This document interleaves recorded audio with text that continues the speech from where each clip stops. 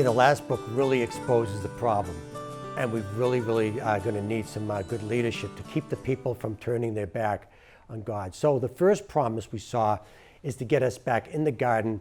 But now, once we get in the garden, we need to stay in the garden. So what's going to help us to keep staying in the garden and not turning our back on God and moving away from God? And the way to do that, as God sees that, is going to be another promise, which is going to be, I'm going to promise you good leadership to help you with that.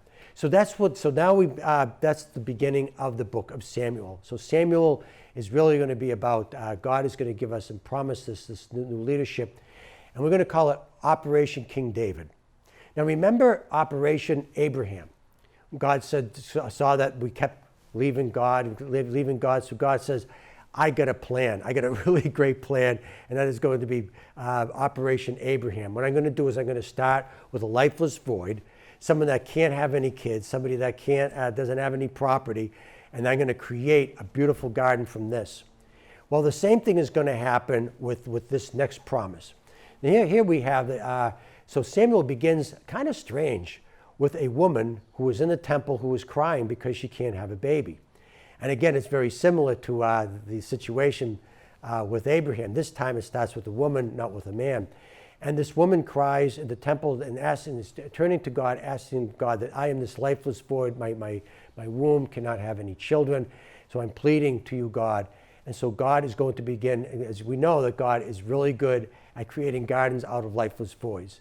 So what he's going to do is he's going to give this woman named Hannah a son. And the son is going to be Samuel. And so it's a lot of joy that she has this baby, and that's where actually the promise is going to begin. Now Hannah in chapter 2 is so happy that she has this baby that she's going to recite a prayer of thanksgiving to God. Now what's really strange about this prayer is that she mentions nothing about her kid, nothing about Samuel, nothing about this prophet. And the end of the prayer, she's praying about the promise, the future promise of a king. What? This is no king. And she's thanking God for a king. So she's anticipating the promise that's going to be coming forward, which is going to be the promise of this king. So it's a really unusual prayer of thanksgiving that she's actually not thanking her for what God did for her, but she's going to be thanking on behalf of Israel for the future promise of a king, which is really unique. And that's going to set the tone for the rest of the two books, Samuel and the book of Kings. Now, before she mentions the king, she's going to talk about humility and being humble. Let me just read a couple of lines of this. So she says, there is no holy one like the Lord, no one besides you. Well, that's because God makes promises. God is really good at making promises with us. That's how he shows his steadfast love. And when we have promises, now we have a prayer, because now we have leverage. We can turn to God and say, God, remember you promised. So God there's no anyone like God, because of the superpowers like fire and heat, they don't make promises. Only God does. That's what God makes us holy, because he's different. Then what makes us different and holy is that we make promises too. We promise that God will be our God, and we're going to be faithful to God by remaining in his presence. So it's very simple. It's just both parties promise one another that they'll be together. That's basically what it is. And that's the heart and soul of biblical prayer.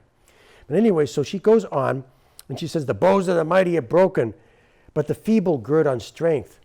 Those who were full have hired themselves out for bread, but those who are hungry are fat on spoil.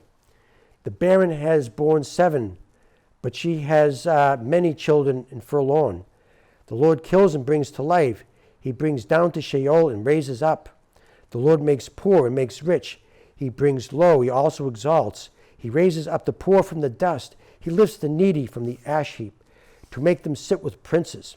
And then she ends the prayer with this beautiful thing. And he will give strength to his king and exalt the power of his anointed. A king. Why? We don't have a king yet. But she's anticipating that in her prayer. So basically what she's doing here is she's setting up the formula for a successful leader. So what is the purpose of a leader? a good leader, God's going to promise a good leader. The purpose of the leader is to be able to take the people and lead them back to God if they stray away, or to keep them in the presence of God, to keep them faithful to their promise that they'll be together. So because remember, the Israelites keep turning their back on God and walking away. If we have good leadership that helps them to stay in the presence of God, that's going to be Operation King David. So God's going to promise the kingship that he'll always have good leadership, and that is going to be through the house of David. Now, how exactly do you, as a king, supposed to bring the people of God? Well, here's the job description. The job description of a king is to be a humble servant. That's exactly what this hymn is talking about. Humble will be exalted. Those who are humbled will be lifted up. And if you notice that, why humble? Because the person who is, because servants and slaves are really good at being humble. Humble means listening to instruction. That's what humble means. When somebody is a servant, they listen to instructions and then they do what they're instructed. That's what makes a good servant. Bad servants are people that don't listen to instructions, just do whatever they want, right? That's not a very big help. So in order for a king to bring people back to God, he has to be a humble servant to God, heeding and listening to God's voice, and then that's how he's going to be successful at his job, which is to bring the people back to God. So it's a very simple job description. So it's ironic because kings in the ancient world are usually very proud. They're usually very, they do their own way. They do things. They don't listen. They're the ones that do the speaking. They don't do the listening. So there's a different job description for a king. So the Israeli king is going to be different from all the other kings. And so their job is to listen to God, heed God's voice, and then when the king does that, then he's going to be successfully able to turn the people and keep the people back to God and enjoy God's presence. So in the next video, we're going to take a look at that. We're going to look at some of the kings, King David and Saul, and the ups and downs of these kings very quickly. We're going to see that it all relies on their ability to be humble. If they're humble and good listeners, they'll be successful at keeping the people in the presence of God. If they're not like that, then everything goes into the lifeless void. Israel starts turning into a death zone. So we're going to now see that in the next video.